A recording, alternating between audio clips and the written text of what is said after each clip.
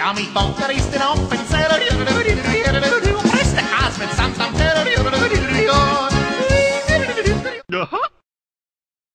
Salut les loulous, c'est Nono. Bienvenue dans ces astuces de Nono consacrées cette fois-ci à quelque chose que l'on considère souvent à tort comme pas très important, mais qui est véritablement very importante pour le son des guitares que nous aimons, c'est-à-dire les cuerdas, les cordes. Alors on me pose beaucoup de questions vis-à-vis des cordes, quelles cordes tu utilises, quel tirant, tout ça, machin et tout. Donc je vais vous montrer un petit peu ce que j'utilise au quotidien et vous verrez que ça a relativement évolué au fil des mois, des semaines et des jours. Donc on va commencer avec le jeu que je prenais un petit peu depuis le départ, c'est-à-dire les Ernie Ball Super Slinky. Alors quelle que soit de toute manière la marque des cordes que j'utilise, c'est toujours le même tirant, quelle que soit la guitare, je suis toujours en 9,42. Ouais, c'est de la nouille et tout ça, machin, et c'est pas assez tendu et tout. Vous inquiétez pas, question tension, je me rattrape ailleurs. Donc, nous voici avec les Ernie Ball de chez... avec les Super Slinky, pardon, de chez Ernie Ball en 9,42. Alors, c'est des cordes que j'ai utilisées pendant un certain moment, mais je trouve qu'elles rouillent beaucoup trop vite. Elles ont une corrosion beaucoup trop rapide. Donc je les ai un petit peu laissées tomber, là j'ai gardé un petit paquet on va dire pour le souvenir. Non je déconne, c'est parce que j'ai pas eu encore l'occasion de les mettre.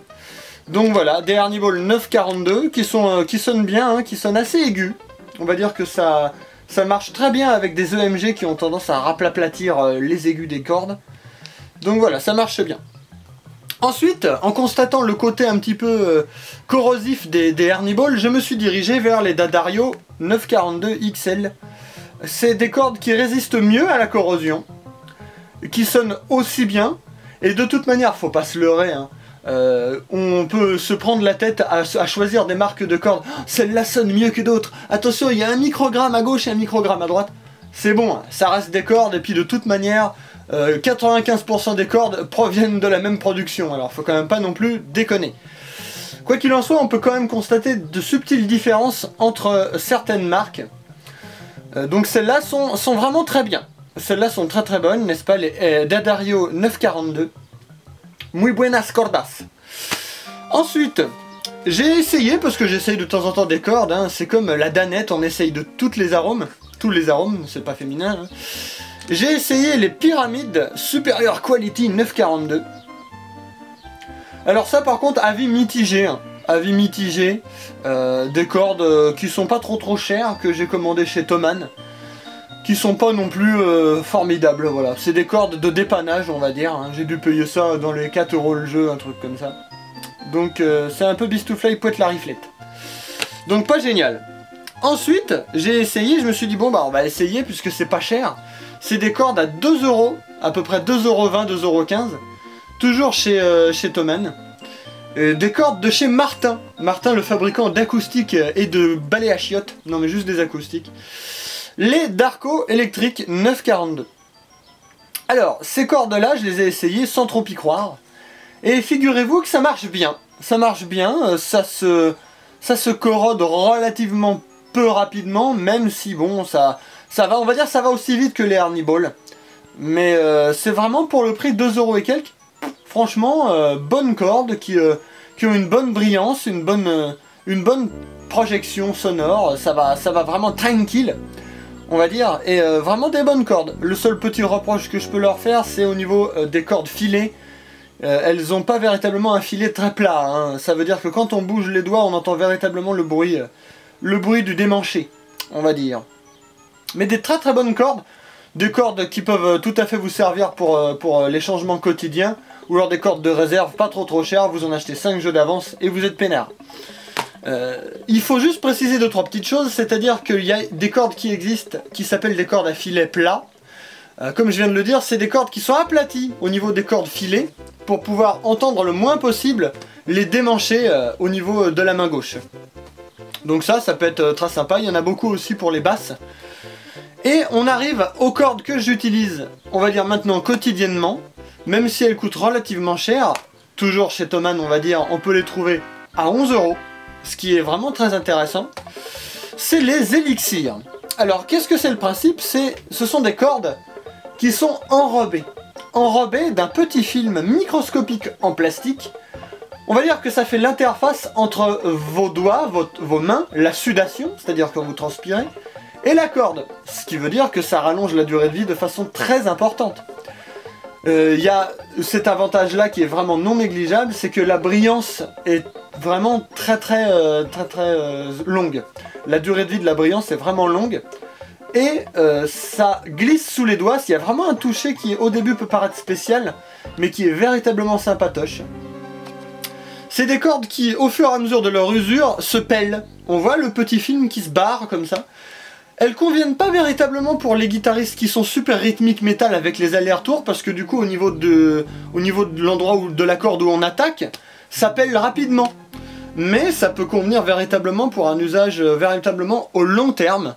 Et c'est vraiment des excellentes cordes qui, très honnêtement, n'ont aucune différence sonore avec les cordes non enrobées. Les personnes qui disent à gauche, à droite sur ces magnifiques forums que je continue d'adorer, qui disent à tour de bras « Ah ouais mais ça matifie le son, ça ternit le bistouflay de sa maman radioactive avec les oreilles qui se mettent. » Oh c'est bon hein, on fait de la gratte, on fait pas de la hi-fi. Une corde, c'est une corde.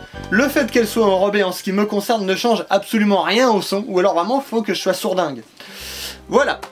Donc, petit principe à rappeler aussi, quand vous jouez, lavez-vous les mains, parce que les petits acides gras que vous avez sur les mains vont amplifier la corrosion de vos cordes. Avant de jouer, vous mettez, je vais le mettre dans le bon sens, ce sera better, vous mettez du fast freight. Le fast fret, ça permet une meilleure glisse, ça conserve un petit peu la durée de vie de vos cordes, et en plus, ça sent bon. Oui, oui, quand on est métalleux et gratteux, on aime bien se sentir bon contre toute attente. Le fast fret avant, et ensuite, quand vous avez terminé de jouer, je l'ai déjà dit dans une vidéo, mais quand c'est perdu à l'intérieur d'une masse d'informations, ça peut paraître à gauche, à droite. Quand vous avez terminé de jouer, vous prenez un petit chiffon, vous frottez chacune des cordes pour enlever votre transpiration, et vous remettez encore du fast fret. Non seulement ça prolonge la durée de vie de vos cordes, mais en plus, ça permet aussi de nourrir la touche, quel que soit le bois. Ça permet aussi de faire briller les frettes. Les frettes, justement, parlons-en. Certaines marques de cordes, notamment les Darko, je vais le montrer ici, n'est-ce pas, et aussi les pyramides, sont des cordes qui, comme je le disais tout à l'heure, ont des cordes filées qui ne sont pas plates. Donc il y a une usure prématurée des frettes. Ça creuse à l'intérieur des frettes sur les cordes de Mi, La et Ré. Je l'ai remarqué. Pour éviter ce problème, enfin pour le retarder, pour éviter de devoir refréter sa guitare tous les 4 ans, prenez les élixirs. L'enrobage de plastique permet une véritable augmentation de la durée de vie des cordes, des frettes pardon, au niveau de l'usure, au niveau du refrétage. Ça permet d'adoucir le contact corde-frette.